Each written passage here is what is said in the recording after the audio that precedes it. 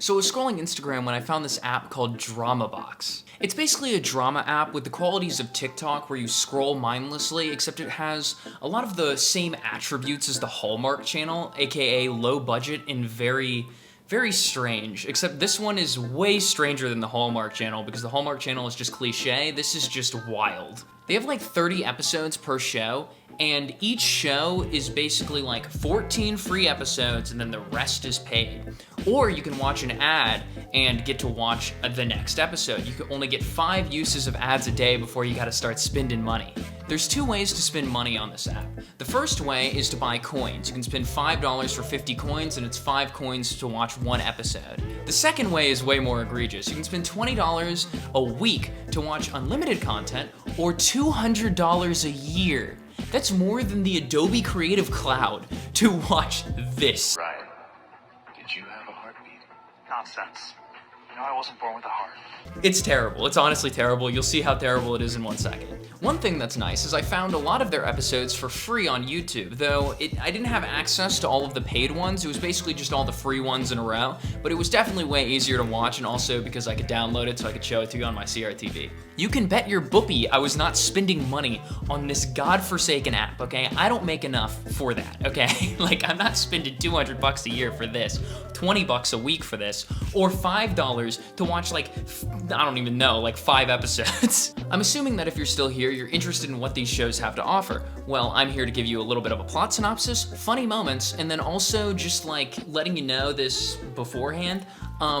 I couldn't finish all the shows because I didn't have access to the full thing, so yeah, like I said prior, I'm not paying for this, I'm sorry. One thing I want to point out before we get into it is a lot of these shows mention alpha wolf stuff, CEOs or billionaires. That's like the main theme across all of these shows is one is about a werewolf, one is about a CEO, one is about a billionaire, etc. I picked out 4 shows, the first one being My Heartless Alpha, Reveal, Rise, and Reign.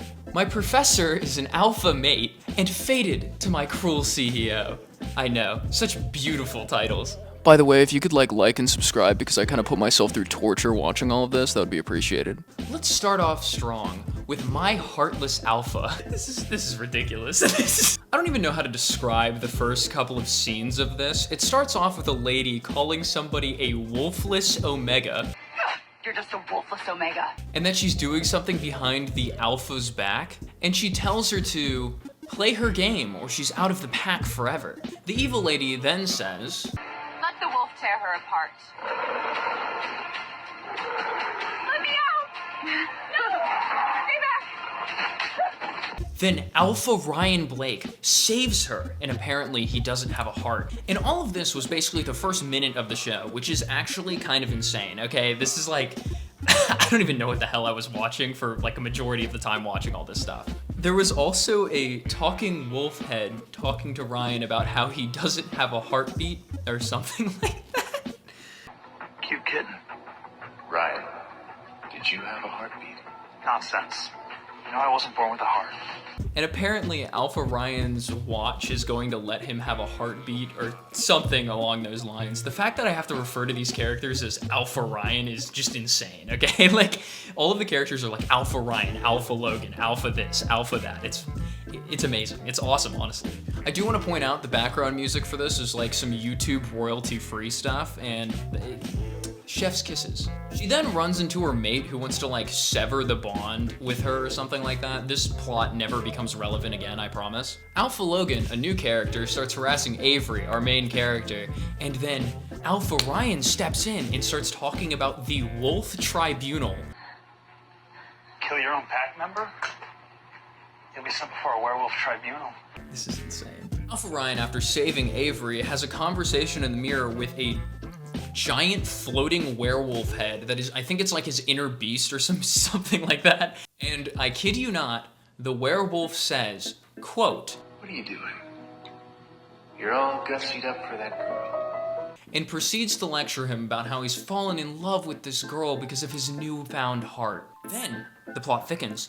Alpha Avery and Ryan end up kissing on accident. By the way, the reason these two are together is because Alpha Ryan asked Logan if Avery can, Alpha Logan, if Avery can go and help Alpha Ryan with something. and that's pretty much why they're talking to each other currently. The amount of alphas that I have to use just to explain the simplest plotline is insane. It's actually insane. Alpha Ryan then calls Avery Kitten. I don't know why I wrote that, I just thought it was kind of funny. Then they make a really funny sex joke. Oh my god, guys, did you know that intercourse is a thing? What? That's crazy. Let's go to bed. What? I mean, you go to bed, get some rest, and I'll finish my work. The plot is mostly confusing, and I want to point this out because my video may seem like a jumbled mess, but that's just kind of how the story is, and I just needed to clarify that real quick. Alpha Logan then walks in on Alpha Ryan and Avery cuddling, and then drama ensues. What are you doing? I'm so sorry. Alpha Logan.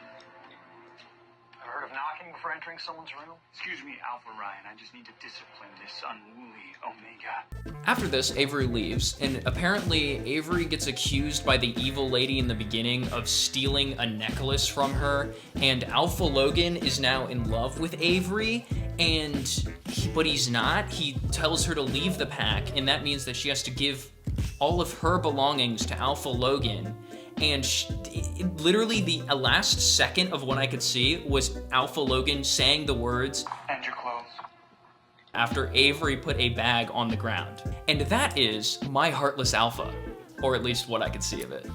It's insane, it's actually insane. We're in clown world. Next on the list of TV shows from DramaBox, we have Reveal, Rise, and Reign. By the way, this is the first one I saw. It was the one that got me hooked into this little rabbit hole because I got an Instagram ad for it. So this is the one. This is the one that got me all the way down the werewolf and BS rabbit hole. I would like to show you before we start a glimpse of the sound design real quick. 促成为一笔1000亿的投资，他只是太开心了。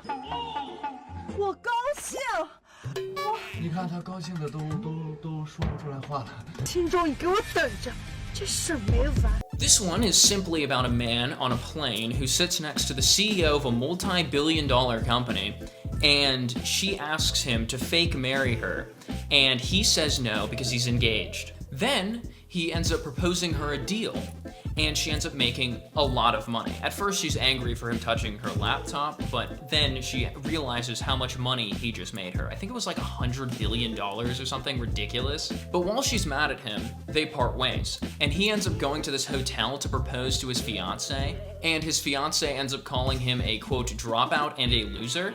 But there's a twist. The fiance ends up getting a position that's really high up in the company of the billionaire that he was sitting next to. The CEO shows up walking to, I kid you not, the Sigma music. 自己不懂得珍惜，也就避免了我横刀夺爱。去会议厅，我倒要看看被甩的陆然还会不会拒绝过接。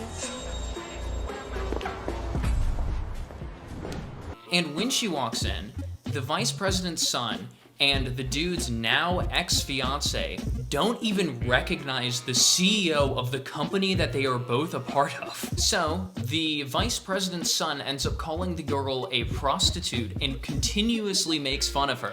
In response, she slaps him and he falls graciously onto the floor. Also, one other thing, I just wanted to point out this kick from the vice president's son. Once it's revealed that she's the CEO, her and the main character boy end up getting married and shocking everyone. And that's pretty much how far I got. Sorry to leave you on like a cliffhanger thing. I can't really watch any more of the show. You're really good at ending episodes on cliffhangers and doing these like insane zooms while also cutting every 1 second so your dopamine is just going insane. Okay, and back to werewolves with the next show. God help me, please. My professor is my alpha mate. The episode starts with a little bit of drama. Scott is cheating on Lila with Sarah. By the way, I want to point out that is like exactly how it starts. Like no build up, no nothing, it just boom, that. Oh, and it's revealed that there is werewolf shenanigans going on. The main character girl drops a banger line, by the way. Scott, I had no idea that you preferred trash to class.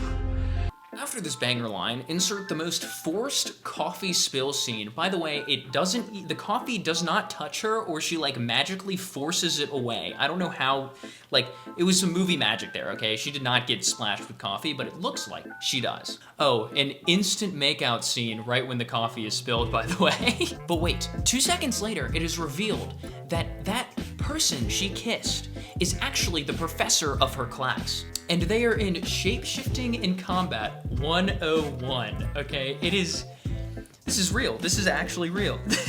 But there's a problem. Faculty and students can't date each other or they'll get expelled. I'm assuming that's the main problem of the series, but I don't really know because things just happen, you know? It's one of those shows where things just happen. Who is he anyway? Ladies. He's the brains behind WereTech. Oh my god, guys, we ran into the Elon Musk of Werewolf Society. He's gonna get me a Were Tesla, okay? We're gonna get a Were phone. We're gonna get some Were shoelaces. We're gonna have some Were shoes. We're gonna have some Were combat boots. We're gonna have some Were skateboards. We're gonna have some Were hoverboards. Okay, I'm done. I'm not gonna beat that joke to death, I swear. How about you get some Were bitches? Right after this, they have a fight, so they can prove that the main character lady is strong, and she fights another lady, mainly because the main character can't shapeshift, and she knocks the other lady down, and the other lady's eyes glow red or orange or whatever it was, because she's gonna shapeshift and beat the hell out of the main character. But, oh my god, the professor jumps in and saves her, but gets scratched on the neck. Insane. Riveting drama, I swear. Also, they don't have the budget for shapeshifting, so that's why all their eyes just glow instead of actually transforming into like a werewolf thing. The main character girl goes to the professor's office on his request, and they think it's gonna be something, ooh, dirty, but it's not. It's actually, he's just saying, hey, by the way, don't fight people that you can shapeshift because you cannot shapeshift and you will die. So the professor tells her that, but then she's like, oh, you got a scratch on your neck. So she's gonna go and help him out by like cleaning his wound or something. And the professor, I kid you not, says, Her scent, it's intoxicating. Get close. The characters are going to the quote pack house this weekend, and I love the little like stupid werewolf not werewolf technology, the stupid werewolf terminology. Oh yeah, we're going to the pack house. I'm Alpha Zan right now, okay? Like I love that. That is like the literal crux of the show. It's just all this BS terminology. Lila is at the party and her mom is trying to help her look for unmated alphas. And then the professor walks in. He's the unmated alpha of her dreams. Scott, if you don't remember from the beginning, the person that was cheating on her, tries to get back with her, and she says no. Not to bait you even more, but that's as much as I could watch on YouTube of this show. So on to the next one. This is Fated to My Cruel CEO. This one starts with pole dancing, and I'm just gonna show you the scene because I can't even fathom putting this into words on what I just witnessed. Hey, how much to take you to my place, baby doll? Sorry, I don't do private dances. You'll strip for money, but you won't f a guy? I'm not a f***er. Show some respect. You fucking bitch. I'll show you respect. Mr. Morgan, I am so sorry. She's new here. I've got to train her better. A show just starting with sexual harassment is insane. It is actually insane. We're in clown world. We're in clown world, bro. Apparently the main character was saved from their debt or something, or they're in debt. This little sentence I couldn't like parse. Apparently, this other dude who's a new character is an orphan or something like that. Okay, the main character apparently now, after somebody says that they were saved from their debt, now owes $500,000 because they are in debt. Orphan dude saves her because apparently she looks like his childhood crush or something like that. And then he offers to pay her debt if they get fake married, just instantly. Will you marry me? And that's how the scene transpires. I swear, we're in like the first, maybe minute 30 seconds of this show. He then casually gives her $500,000 because he's a part of the richest family in an undisclosed country. Oh my God, guys. It's revealed that the childhood friend that he was thinking of is actually her.